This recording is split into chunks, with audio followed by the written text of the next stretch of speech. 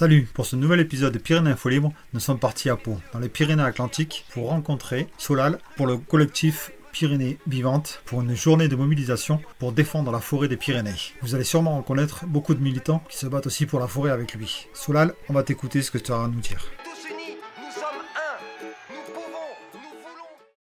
Voilà. Du coup, pourquoi on est présent aujourd'hui?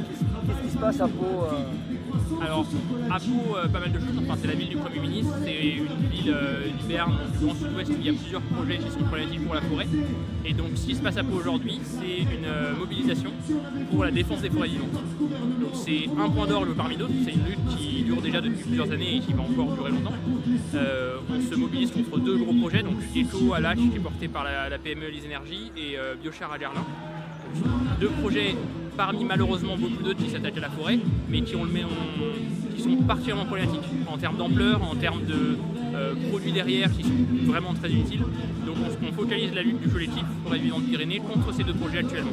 Et la manifestation d'aujourd'hui, c'était à la fois pour montrer la colère qu'on avait face à ces projets, qui ne respectent pas du tout le processus normal de suivi, donc avec des subventions qui sont attribuées alors que le débat public n'est même pas encore terminé, qui ne tiennent vraiment pas compte de la vie locale, et à la fois pour porter des revendications nationales, avec une loi forêt qui est en train d'être poussée au niveau du Parlement pour remettre un cadre un peu plus raisonnable, un peu plus correct pour tous ces projets-là.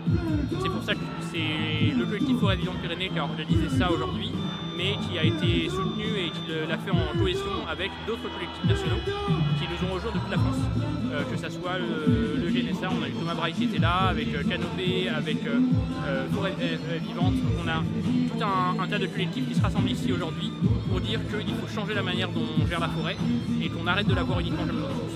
Suite à cette petite présentation, Solal nous a conviés à une petite conférence de presse que le collectif allait tenir pour tous ceux qui le souhaitent.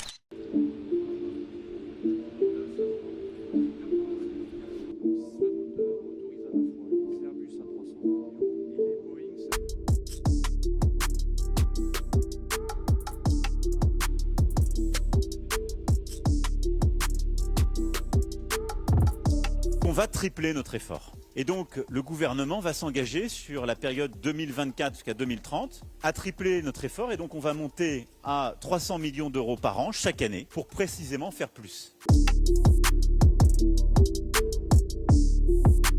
Et c'est cet argent qui va nous permettre, à côté de nos grands industriels, de développer des projets. Un très simple, Biotijet, qui est un projet de e-biocarburant, va s'ouvrir à Lac, dans une région qui connaît bien l'énergie et qui par le passé fournissait du gaz et a contribué à l'industrie française. On va réinventer un avenir énergétique et industriel à Lac avec Biotijet qui, grâce justement à un jeune acteur français qu'on va accompagner, va créer 700 emplois directs. Non mais sérieux, vous croyez que c'était ça la conférence de presse? Mais non, mais lui il raconte que des bobards. Écoutez une vraie conférence. Vous l'avez constaté, la colère militante gronde comme l'orage qui sévit actuellement sur les Pyrénées-Atlantiques. Ce 14 juin est une date et une étape importante dans notre mobilisation. C'est également une étape importante pour la sauvegarde des forêts vivantes. Jusqu'ici, la mobilisation était locale. Dorénavant, cette mobilisation sera nationale et européenne, solidaire avec tous ceux qui luttent pour préserver les forêts vivantes. Plusieurs intervenants, comme ça a été précisé, vont présenter effectivement leur mobilisation territoriale dans le Morvan, dans le Limousin, à Gardanne, en Provence-Côte d'Azur et bien sûr dans les Pyrénées-Atlantiques. Mais il y aura également des représentants des collectifs nationaux, SOS Forêt, Canopé, GNSA qui ont été cités, qui eux vont parler effectivement de leurs enjeux au niveau des enjeux de leur mobilisation au niveau national. Une chose aussi que je souhaiterais rappeler, c'est que le bois c'est du carbone. Donc dire qu'on va décarboner tout en utilisant du carbone, il y a quand même quelque part une contradiction dans les termes. Et puis dire qu'on va utiliser une technologie, parce que c'est plus chic que technique, pour faire exactement la même chose que ce qui se passait par exemple dans les années 30, où on faisait du gaz des forêts, c'était la même chose. En fait, c'est une régression qui est totale. On veut faire du carburant, parce qu'on a besoin d'énergie. Et puis il y a une chose qu'on ne fait pas, c'est d'en économiser. Parmi les alternatives vraiment qu'on prône et qu'il faut vraiment mettre en avant, c'est économiser de l'énergie. Comment on peut économiser de l'énergie? Notamment en respectant la hiérarchie des usages du bois dont parlait aussi Raphaël, qui est que quand on brûle du bois, quand on l'utilise comme énergie, c'est le dernier recours. Avant ça, il y a une manière très simple, par exemple, une des manières d'économiser de l'énergie, c'est d'isoler les maisons. Et il se trouve que nous vivons dans un pays où une bonne partie des départements sont des passoires thermiques. 3 raisons qui transforment votre maison en passoire thermique. Vous vous demandez pourquoi votre facture de chauffage grimpe sans cesse? C'est sûrement parce que votre maison est une passoire thermique.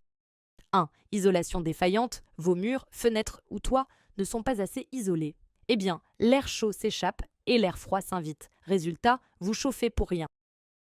2. Fenêtres mal isolées. Des fenêtres vétustes ou sans double vitrage, elles sont responsables de 10 à 20% des déperditions thermiques dans votre maison. 3. Une mauvaise ventilation. Une mauvaise circulation de l'air ne fait qu'empirer la situation. Une ventilation mal réglée peut amplifier l'humidité et la condensation, favorisant les déperditions de chaleur.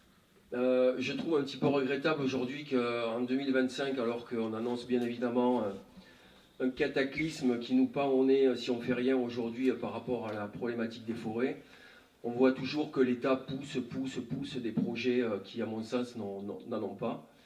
Pour le dire tout simplement, on ne fait pas voler des avions en rasant des forêts, c'est clair, voilà, c'est tout simple. Aussi, on ne rase pas des forêts pour mettre des panneaux photovoltaïques, pour l'avoir clairement vérifié un petit peu partout en France et à l'étranger. Je pense qu'on a une réelle importance et un grand rôle à jouer toutes et tous aujourd'hui sur la préservation de nos forêts, que ce soit dans les Pyrénées ou ailleurs. Je pense que tout le monde l'a compris, mais il va falloir aller chercher maintenant une grande partie de l'opinion publique qui n'est pas encore prête à se bouger. C'est l'union bien évidemment qui fait la force. Moi je vais vous parler plus de la partie terrain et des luttes, mais je pense que oui, clairement, tu parles d'aller maintenant à la confrontation parce que bien évidemment les réunions sont ouvertes aux associations, on le sait toutes et tous très bien maintenant. Ils nous incluent dans les réunions de travail, mais à la fin, on s'aperçoit que c'est une inclusion des associations pour dire clairement que le projet est ficelé et qu'on va y aller et que vous soyez pour ou contre, en fait, mais ça ne changera pas grand-chose. Donc on a vraiment un rôle important à jouer, la presse, les médias, les citoyens et même la dame qui rentre voilà, par la fenêtre, par la porte qui grince. Tout le monde a ce rôle à jouer. Donc voilà, pour mettre un peu d'humour, parce que là je sens que sinon c'est plombant. Mais je pense qu'il faut retrouver de la joie aussi. Je pense que cette lutte, elle va être compliquée. Gardez en mémoire aussi qu'on a lutté contre le projet Florian de cette méga scierie qui voulait s'implanter à Lannemezan. Si je ne me trompe pas. Oui, voilà, on était aussi sur ce projet qui devait voir le jour. Il ne l'a pas vu. Voilà. Et si on ne nous réjouir sur les luttes qui ont été gagnées et se dire que c'est en se mobilisant qu'on pourra faire changer les choses. Et voilà, je terminerai par cette phrase parce que je la trouve très très bien. Elle n'est pas de moi, mais peu importe. Je vais faire très court parce que je pense que les autres intervenants ont pas mal de choses à dire aussi. Celui qui se bat risque de perdre, mais celui qui ne se bat pas a déjà perdu. Voilà. Manger riche, manger,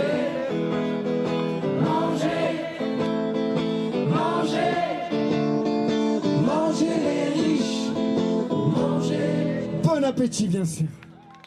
Du coup, comment vois-tu la suite du mandat de Macron? Quelle serait la solution pour inverser la courbe du climat d'après toi? Quelles seraient les solutions? C'est une question délicate. C'est compliqué parce que ce gouvernement, on voit bien que depuis bien longtemps déjà, la question climatique, c'est pas quelque chose qui est à l'ordre du jour. Et donc inverser la courbe, je pense que maintenant ce serait de toute façon un petit peu trop tard, puisque le mandat présidentiel il ne va pas non plus durer trop.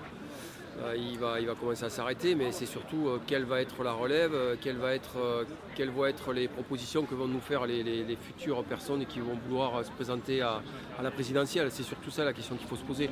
Je pense qu'on n'a plus grand-chose à attendre de ce gouvernement en fait, et c'est triste de parler comme ça. Mais je pense qu'ils l'ont démontré et qu'on en a fait les frais, quoi. Voilà, on paye lourdement le tribut de leur inaction climatique, quoi. Merci Thomas. Que voudrais-tu dire aux gens qui nous regardent pour les convaincre de nous rejoindre à lutter pour la planète? Eh bien moi je pense que tout ça, ça peut marcher que si, très localement, partout, dans les différentes villes, les différents villages, les gens se mobilisent. Parce que des organisations nationales, déjà, ne peuvent pas être partout, à moins d'être énormes.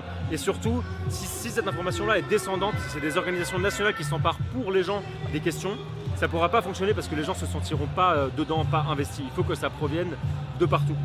Et ça marche quand ça provient des gens. On l'a vu récemment, il y a un exemple par exemple en Corrèze, on a une forêt qu'on a réussi à sauver, mais quand je dis on, c'est pas nous justement, c'est les gens sur place qui ont réussi à la sauver, nous on a juste aidé à médiatiser ça. Et quand les gens localement se mobilisent, ça fonctionne, donc faites-le. Merci. Bonjour Vincent. Hello. Crois-tu que les citoyens peuvent encore faire changer les choses dans tous ces projets écocidaires? Ben complètement. Moi, depuis 10 ans, j'ai vu qu'il y a pas mal de luttes que j'ai couvertes qui ont en fait été remportées, qui ont été gagnées. Et c'est toujours des alliances très intéressantes. Il y a toutes sortes de personnes qui s'engagent. Il y a des gens qui sont plutôt sur le volet juridique, d'autres qui sont sur la com, d'autres qui sont sur le blocage, l'empêchement du chantier. Et du coup, moi, je pense que tous ces outils-là nous sont encore à disposition. Et qu'en vrai, on est déjà en train d'empêcher plein de projets, donc il faut qu'on continue. Crois-tu qu'il existe des dirigeants dans ce monde qui pourront faire changer des choses en faveur de la planète? Je ne crois pas vraiment que ça viendra des dirigeants en tant que personne, parce que pour arriver jusqu'à cette position de dirigeant, il a fallu se dissocier, se couper de ses émotions, être en armure blindée pour tenir face à un milieu politique qui est extrêmement violent. Et du coup, je pense que ça empêche l'espèce de sensibilité qui ferait qu'on ait envie de protéger les conditions de la vie sur Terre. On a plus envie de protéger ses amis proches, quoi, son clan, souvent le clan politique. Maintenant, je pense que voilà, dans une démocratie qui fonctionnerait, on pourrait les tenir responsables pour leurs paroles, pour leurs engagements. Et ça, c'est encore à inventer. Je pense qu'on a besoin d'une 6ème République. Ouais. Ressens-tu du changement dans les mentalités des gens sur les questions environnementales depuis que tu milites? Oui, il y a eu une vraie évolution sur l'enjeu de l'environnement. D'abord, il y a eu toute une phase où on a senti que c'était vraiment possible. Je pense notamment en 2018 où il y avait les grandes marches, le grand mouvement, où on a l'impression qu'on était sur le point d'engranger des victoires définitives. Là-dessus, il y a eu la pandémie et ça a un peu cassé toute cette dynamique. Et après ça est venu un mouvement plutôt ancré dans la terre, les soulèvements de la terre, l'idée de la reprise de terre. Et ça, c'est des concepts en fait, c'est des idées et c'est des manières de lutter qui y sont associées, qui ont traversé le mouvement et je pense que ça va continuer. Je ne sais pas encore de quoi sera fait les 3 à 4 prochaines années autour de quel concept on va se rassembler, mais c'est sûr qu'on est en train d'évoluer en permanence. On est obligé, on doit se réinventer en fait. Que voudrais-tu dire aux gens qui nous regardent pour les convaincre de nous rejoindre à lutter pour la planète? Moi, mon message que je développe vachement dans mon film Le Vivant qui se défend, c'est la notion d'un attachement à un territoire. Je pense que c'est à la fois ce qui donne du sens à une lutte, c'est aussi ce qui vient la ressourcer au contact de ce territoire. Et du coup, moi j'aurais envie de dire juste aimez votre coin, apprenez à le connaître, allez pister, allez rencontrer les habitants autres qu'humains qui y habitent. Et derrière, vous aurez toute la motivation et même les idées pour le défendre, quoi. Merci Vincent. Avec plaisir.